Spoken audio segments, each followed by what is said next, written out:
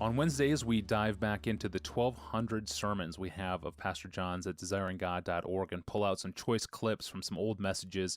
The following clip is taken from John Piper's sermon, Battling the Unbelief of Lust, which he preached 25 years ago on 1 Thessalonians 4, verses 1 to 8. In the sermon, he explains why sexual sin is an act of unbelief. Here's what he said. I'm trying to explode the doctrine that the battle for obedience is optional because only faith is necessary for salvation. This is very tricky, the way words are used here. Here's my response.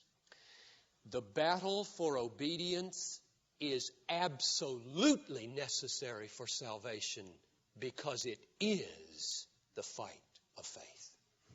The battle for obedience is absolutely necessary for getting to heaven because it is the battle against unbelief. It is the fight of faith. There are not two battles.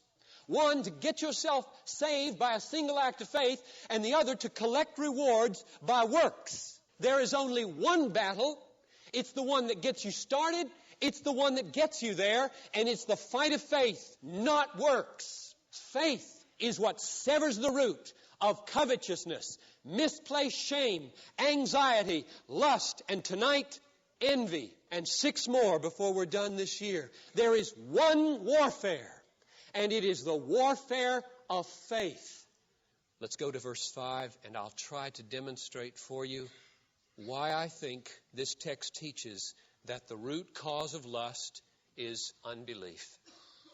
Verse 5 says, take a wife or control your body, not in the passion of lust, like the heathen or the Gentiles who do not know God. Now, do you see what that implies about the root of lust? Not knowing God is the root cause of lust.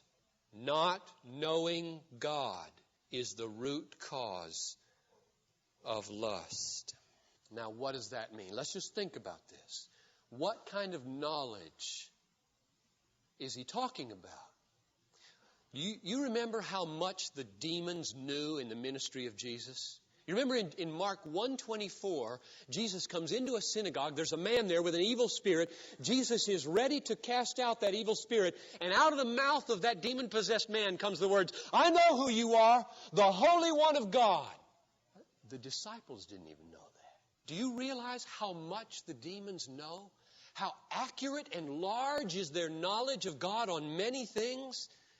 And yet they seethe with lust.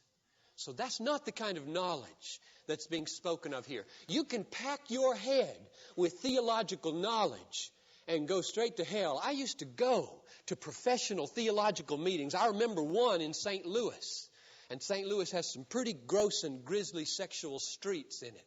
And what these men who teach theology in the universities around this country did. There is no connection between mere head knowledge and the power of godliness. Mere head knowledge. So what does he mean when he says, when you give in to lust, you act like the Gentiles who don't know God?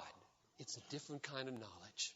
It's the knowledge described in 2 Corinthians 4:6, where he says, God has shone into our hearts to give the light of the knowledge of the glory of God in the face of Christ.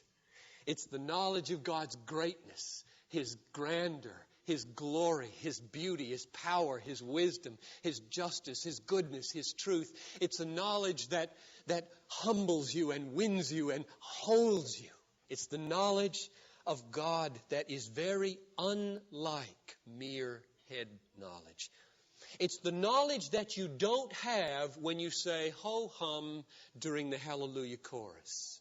It's the knowledge that you don't have when you grumble on the rim of the Grand Canyon at sunset. Hearing they do not hear and seeing they do not see.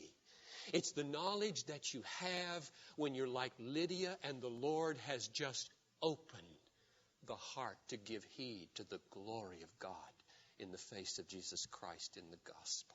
It's the knowledge of faith. The assurance of things hoped for, the conviction of things not seen. That's the knowledge that liberates from lust. The knowledge which is faith. It's a knowledge so real and so precious and so satisfying to your soul that when any attitude or emotion or thought or addiction threatens to diminish your capacity to have and enjoy that knowledge, you fight it as though your very life were threatened, which it is.